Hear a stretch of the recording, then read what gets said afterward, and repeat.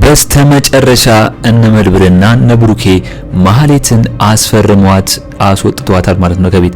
እንኳን ደስ ያላችሁ። ምክንያቱም ማህሌት እዛ ቤት በተቀመጠች ቁጥር ለዝና ወሬ ማመላለስና እንደገና ደግሞ ለዝና መረጃ ለመስጠት ነበር እቅዷ ደግሞ አሁን ላይ አልተሳካም ማለት ነው።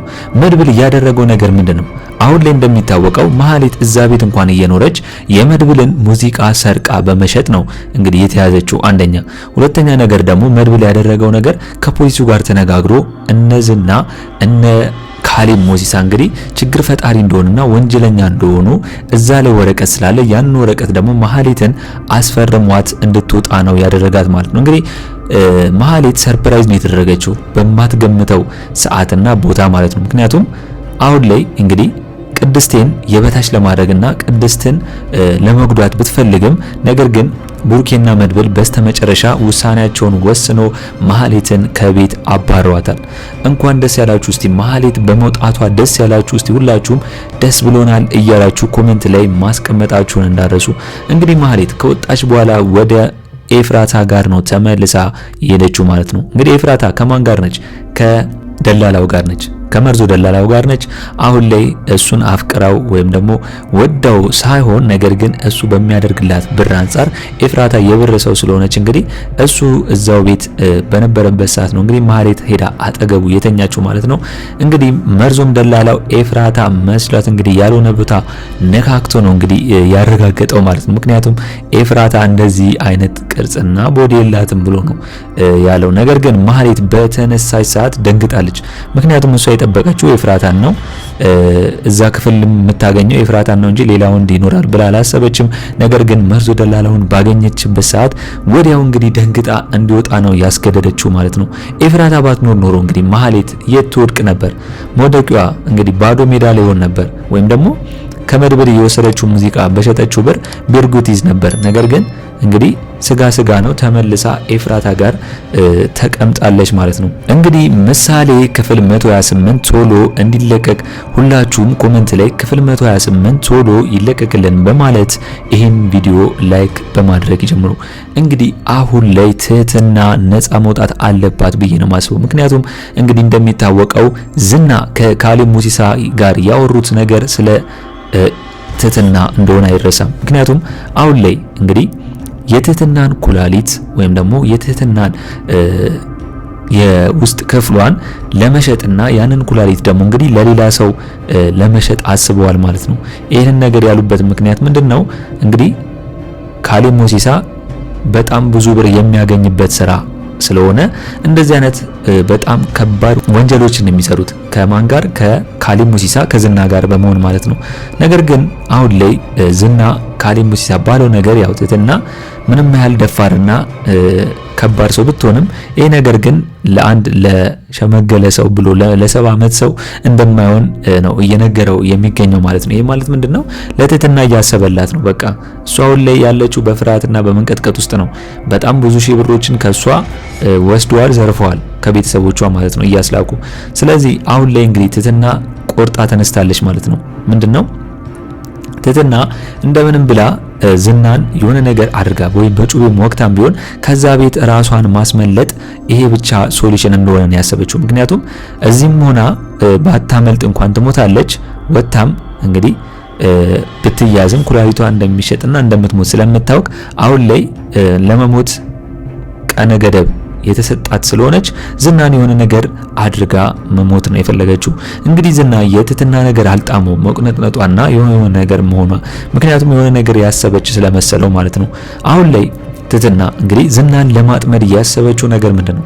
እንደምንም ብላ ከሱ ጋር ለመተኛት አስባለች ማለት ነው። ወይም ደግሞ እንደምንም ብላ ከሱ ጋር ለመተኛት ጊዜ እንግዲህ ዝና ቀጥሮላታል።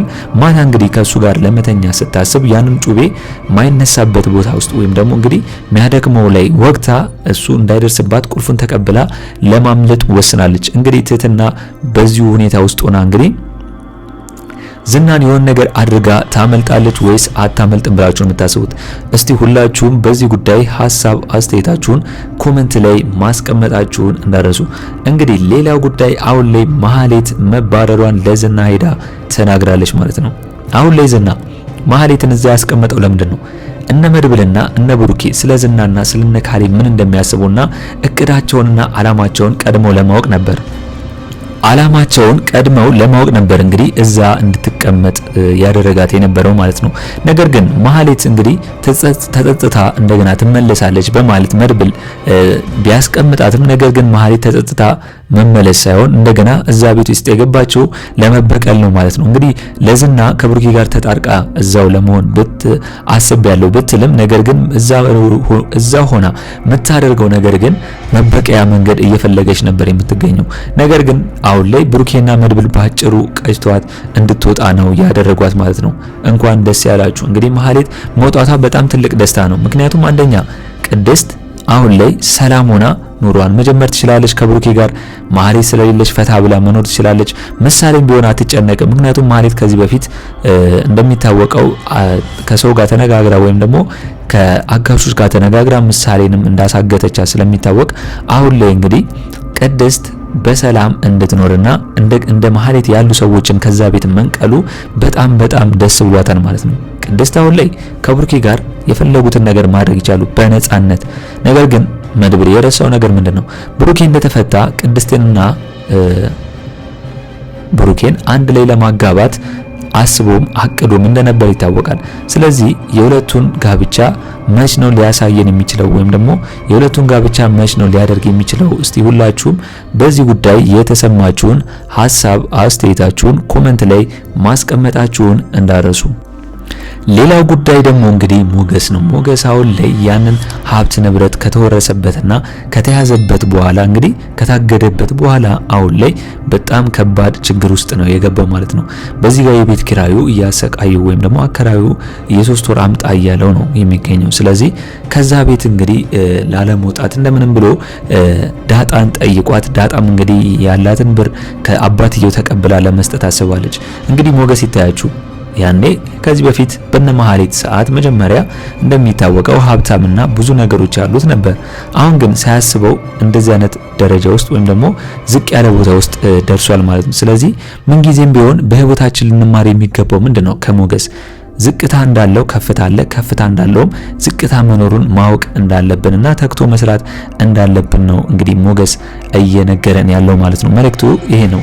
ስለዚህ አሁን ላይ ሞገስ በዚህ ሰዓት ቢቸግረውም ነገር ግን ቢያጣም ተመልሶ ግን አሁን ላይ አዲስ ጠበቃ ስላስቀመጠና አዲስ ከዛ የባሰ እንዳይሆንበት እንግዲህ እየጸለየ ንብረቱን በአጭር ጊዜ ውስጥ እንደሚያስመልስለት ነው የተናገረው። አሁን ላይ እንግዲህ ሞገስ ከመጀመሪያው ጠበቃ ተምሯል። ሚስቱን ለማንም ጠበቃ ማሳየት እንደሌለበት ማለት ነው። ምክንያቱም እንግዲህ እንደዛኛውም ጠበቃ አዲሱም ጠበቃ ሚስቴን ቢያት የሆነ ነገር ሊያረጋት ወይም ሊመኛት ይችላል ብሎ ስላሰበ ነው እንግዲህ ያንን ነገር ያደረገው። እኔም በጣም ደስ ያለኝ ነገር ሞገስ አሁን ላይ ካለፈው መማሩና ለወደፊት እቅዱ ደግሞ ይህንን ማስኬዱ አሪፍ ነው ብዬ አስባለሁ። የሞገስ ሀብት ንብረት እንደገና ተመልሶ ለማየት የጓጓ ሁላችሁም እስቲ ሀሳብ አስተያየታችሁን ኮሜንት ላይ ማስቀመጣችሁ እንዳረሱ። እንግዲህ ካሌብ ሞሲሳ አሁን ላይ በስተመጨረሻ ከዝና ጋር እንዳወራው ከሆነ ሊመጣ ነው ማለት ነው። አሁን ላይ ሁሉም ነገር እያስጨረሰ ነው። እሱ አሁን ያለው ኡጋንዳ ነው፣ እዛ ነው ስራውን እየሰራ የሚገኘው። ነገር ግን እጁ ረጅም ነው። እነዝናና ዝናን የመሰሉ ሰዎችን እዛ በማስቀመጥ ኢትዮጵያ ውስጥ እንዲሰራለት የሚፈልገውን መጥፎ ተግባሮች እያሰራን የሚገኘው በዛ ውስጥ ነው። እንግዲህ ትህትናንም ቶሎ አዘጋጃት ያለው ማለት ነው። ኦፕሬሽን ቶሎ ማድረግ አለብን እያለው የሚገኘው ትህትና ግን አሁን ላይ መወሰን የማትችል ከሆነ ዝናን የሆነ ነገር ማድረግ የማትችል ከሆነ እዚሁ እያየች እንግዲህ ራሷን ሊገሏት ወይም ደግሞ ሊያጠፏ ስለሚችሉ አሁን ላይ ትህትና ራሷ ላይ መስራትና ዝናን የሆነ ቦታ መታው እንግዲህ ማምለጥ አለባት ብዬ ነው የማስበው። እስኪ እናንተስ በዚህ ጉዳይ የተሰማችሁን ሀሳብ አስተያየታችሁን ኮሜንት ላይ በማስቀመጥ ማድረስ ትችላላችሁ። እንግዲህ አሁን ላይ ዝና ማህሌትን በጣም አስጨናቂው ጥያቄ ነው የጠየቃት። ምክንያቱም አሁን ላይ እነ መድብልና እነ ብሩኬ ለምንድን ነው ያባረሩሽ የሚለውን ጥያቄዎችና እንደገና ደግሞ አሁንም ቢሆን የላኩሽ እነሱ ሆነው እኔን እየሰለልሽኝ ቢሆንስ እያለ እየፈራትና እየተጠነቀቃት ነው የሚገኘው። ነገር ግን አሁን ላይ እንግዲህ እነ መድብልና ብሩኬ ፊርማ እያስፈረሙና እያሰባሰቡ መሆኑን ለዝና ነግሯለች። ይሄ በጣም ትልቅ መረጃ ነው። ምክንያቱም እነሱ አሁን ላይ ወንጀለኛ እንደሆኑና ትክክል ስራ እየሰሩ እንዳልሆነ አሁን ላይ ያንን ፊርማ መፈረሟ ማህሌት አይረሳም። ስለዚህ አሁን ላይ እነሱ ለምንድነው ያንን ነገር የሚያደርጉት? አንቺስ ብትሆኚ አድርገሽው ሊሆን ይችላል ብሎ ዝና እየፈራት ነው። ለዛም ነው እንግዲህ ይህንን ጥያቄ እየጠየቃት የሚገኘው ማለት ነው። ምክንያቱም ስለ ካሌብና ስለ ሞሲሳ ስለ ካሌብና ስለ እኔ አንቺ ምን የምታውቂው ነገር አለ? ስለ ካሌብስ ቢሆን ምንድነው አንቺ መች አውቀሽው ታውቂያለሽ? አይተሽውም ታውቂያለሽ? እያለ እየጠየቃት ነው የሚገኘው። ስለዚህ እነዚህን መረጃዎች እንግዲህ ማህሌት ምን ማድረግ መመለስ እንዳለባት ግራ ገብቷታል። ምክንያቱም መድብል አስፈርሟታል ማለት ነው ዝናን እንዲከሱና ዝናን ወህኒ ቤት እንዲወርዱ እስከነ ግብረ አበሮቿ። ስለዚህ አሁን ላይ መድብል ከፖሊሱ ጋር እየተነጋገረ በስተመጨረሻ ዝናንና ካሌብ ሞሲሳን ከግብረ አበሮቹ ጋር የመጣል ሂደቱ ቀጥሏል። እንደገና ደግሞ በአጭር ጊዜ ውስጥም እንደሚያደርገው ቃል ገብቷል ማለት ነው።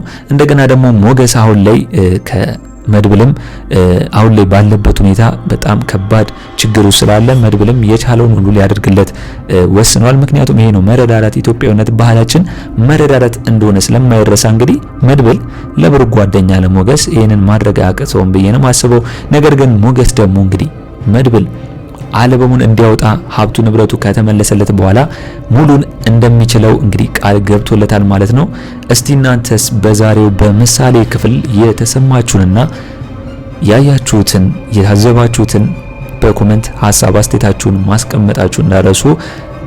ምሳሌ ክፍል 128 ቶሎ እንደተለቀቀ እኛም በኮሚኒቲ ፖስታችን ስር ወዲያው ለእናንተ የምናስቀምጥላችሁ ይሆናል ማለት ነው። ለፋሲካ ለቻናሌ አዲስ ከሆናችሁና ሰብስክራይብ እስካሁን ያላደረጋችሁ ካላችሁ ሰብስክራይብ በማድረግና የደውል ምልክቱን በመጫን ቤተሰብ እንድትሆኑን በአክብሮት እንጋብዛለን። በቀጣይ ክፍል እስከምንገናኝ ድረስ መልካም ቆይታ ይሁንላችሁ። ቻው ቻው።